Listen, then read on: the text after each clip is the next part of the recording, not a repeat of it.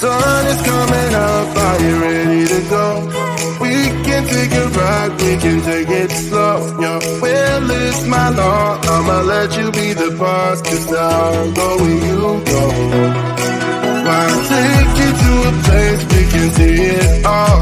Step off the edge, I can break your fall. Your will is my law, I'ma let you be the boss, 'cause I'll go where you go.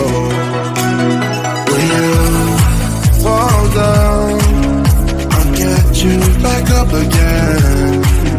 The things you try are things that you won't regret. We are kings of the world, and tonight is our playground. We are kings of the world, and anywhere it's homebound. We are kings of the world,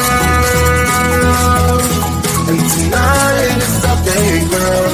We are kings of the world, and anywhere it's homebound. We are kings of the world.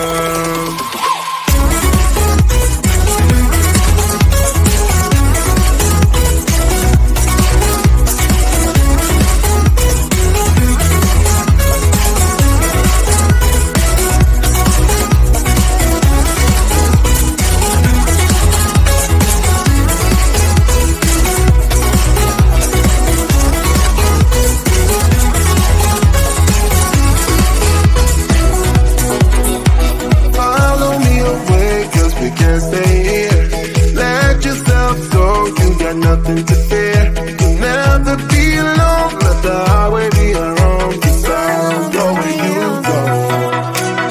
When you fall down, I'll get you back up again. The things you try are things that you won't regret. We are kings of the world, and tonight is our playground. We are kings of the world, and anywhere it's homebound. We are kings of the world.